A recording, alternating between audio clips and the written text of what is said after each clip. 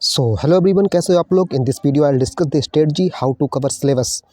दोस्तों, मैं बता दूंगा आपको, अगर आप यहाँ तक इस वीडियो में आए हैं तो आप आराम से ईयरफोन लगा सकते हैं और आराम से लेट जाइए और पूरी वीडियो को सुनिए बहुत ही ध्यान से। और अगर किसी को नोट डाउन भी करना है तो मैंने सारी स्लाइड्स बाई लगा रखी हैं, आप उन चीज़ों को नोट भी कर सकते हैं कि किस तरह से हमें सिलेबस को कंप्लीट करना है, किस तरह से सिलेबस को हमें देखना है। तो बिना किसी देरी के स्टार्ट करते हैं अपनी वीडियो। देखिए, 2 तरह के स्टूडेंट होते हैं पढ़ने वाले यूट्यूब पर या ऑनलाइन कोचिंग्स में या स्कूल्स वगैरह में। एक तो एकेडमिक जो कि 9th 10th और 12th में है, एक जो गवर्नमेंट एग्ज़ाम की प्रिपरेशन कर रहे हैं। तो अगर हम बात करें सिलेबस की, तो सिलेबस में धरती आसमान का अंतर होता है, जो कि एकेडमिक वाले बच्चे होते हैं उनके सिलेबस में और जो कॉम्पिटिटिव एग्जाम की तैयारी कर रहे हैं उन बच्चों के सिलेबस में। लेकिन इस वीडियो के लास्ट में मैं एक ऐसी बात बताऊंगा जो दोनों स्टूडेंट के लिए उपयोगी होगी। लेकिन थोड़ा आप वीडियो पर बने रहिए, क्योंकि उससे पहले काफ़ी स्टेप्स हैं, उनसे होने के बाद मैं वहाँ तक पहुँचूँगा। तो पूरी वीडियो को पूरा देखना, स्टेप बाय स्टेप हर चीज़ें बताऊँगा और बने रहिए वीडियो में। और यहाँ से वीडियो को हम स्टार्ट करेंगे सारे एक एक टिप्स से। जो भी मैंने टिप्स यहाँ लिए हैं, सारी स्लाइड्स मैंने लगा रखी हैं, तो आप बिल्कुल वीडियो में बने रहिएगा और ईयरफोन लगा लीजिए, आराम से लेट जाइए। कहीं जाने की आने की आपको ज़रूरत नहीं है, बस वीडियो में बने रहिए। तो हम सबसे पहले बात करते हैं, शुरू करते हैं इस वीडियो को कि देखो, अगर हम एकेडमिक की बात करें तो एकेडमिक और कॉम्पिटिटिव 2 तरह के बच्चे हैं। तो अगर हम एकेडमिक की बात करें, देखो क्या हमारे पास सब्जेक्ट होते हैं: हिंदी, इंग्लिश, मैथ्स, जीएस और साइंस। इसके अलावा कुछ बच्चों के पास कॉमर्स और आर्ट्स भी सब्जेक्ट होते हैं। लेकिन हम बात करेंगे जो मेन सब्जेक्ट है हमारे, जैसे हिंदी, इंग्लिश, मैथ्स और जीएस और साइंस हो गया, इन सब्जेक्ट की। और कॉमर्स भी एक मेन सब्जेक्ट है। तो देखो, स्ट्रेटजी के साथ हम बात करें तो आपको सबसे पहले जो मेन सब्जेक्ट हैं जिनमें हमें प्रॉब्लम होती है, या जो हमारे सबसे ज़्यादा हम कह सकते हैं जिनमें हमें अच्छे मार्क्स मिल सकते हैं जिन सब्जेक्ट में, जैसे कि मैथ हो गया, साइंस हो गया, इंग्लिश हो गया, इन पर हमें ज़्यादा फोकस करना है। और साइंस में कुछ बच्चों का स्पेशली बायोलॉजी हो गया, केमिस्ट्री हो गया, ये वीक होती है। तो आप जैसे, अगर मान लो आपका एग्ज़ाम अभी से काफ़ी दूर है, तो आप पता क्या करें, आपके जो भी सब्जेक्ट वीक हैं आप उन पर पहले ध्यान दो। सबसे पहले आप उनको करो, मतलब स्कूल स्टार्ट हुआ ही है अभी आपका, तो आप जो वीक सब्जेक्ट हैं आप उन पर फोकस करो।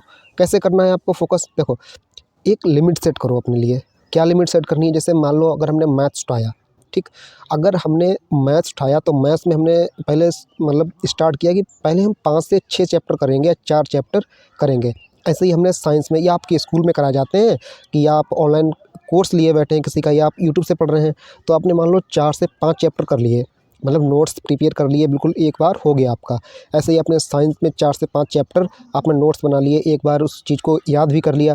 ऐसे ही आपने हिंदी हो गया, इंग्लिश हो गया, कॉमर्स हो गया, इन सारी चीज़ों में भी इसी तरह से नोट्स बना लिए और एक बार उसको याद भी कर लिया। तो अब हमें क्या करना है?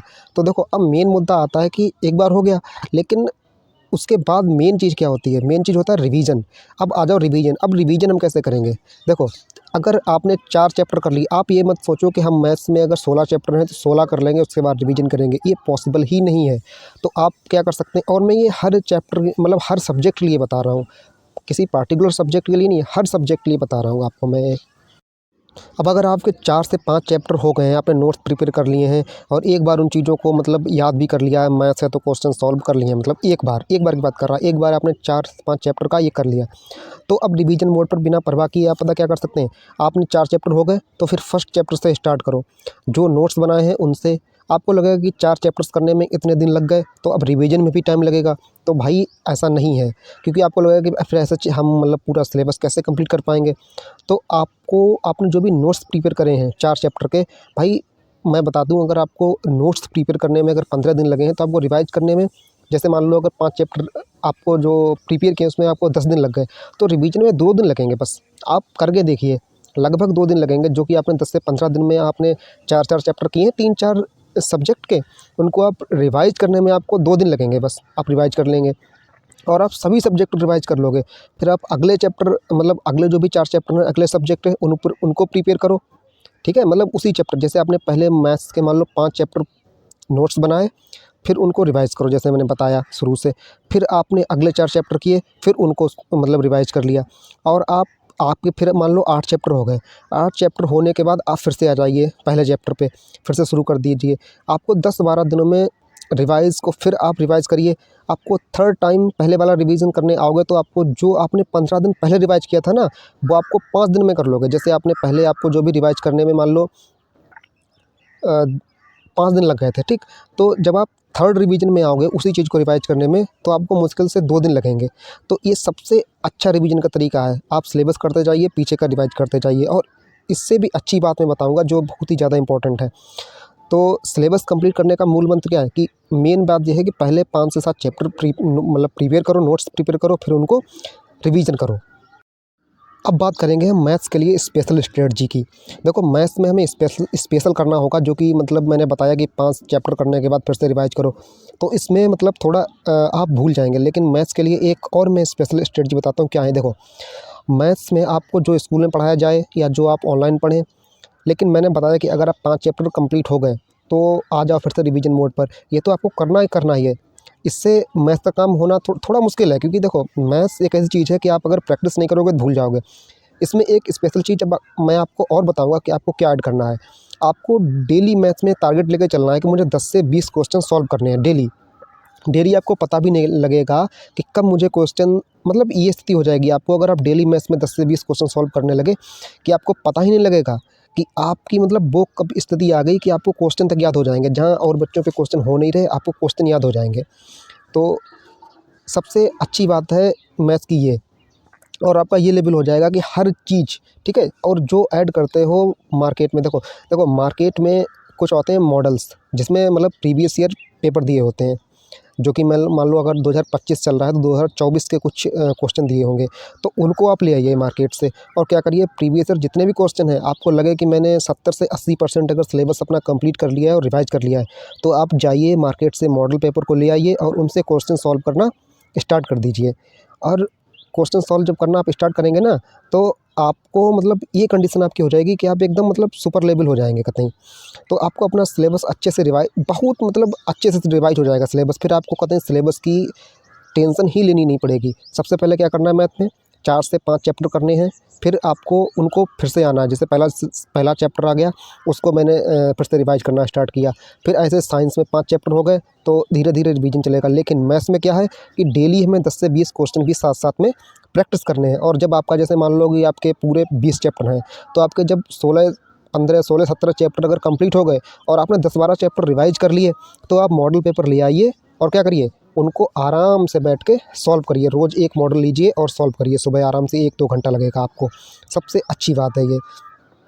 और आप यही तरीका सारे सब्जेक्ट में इम्प्लीमेंट करो।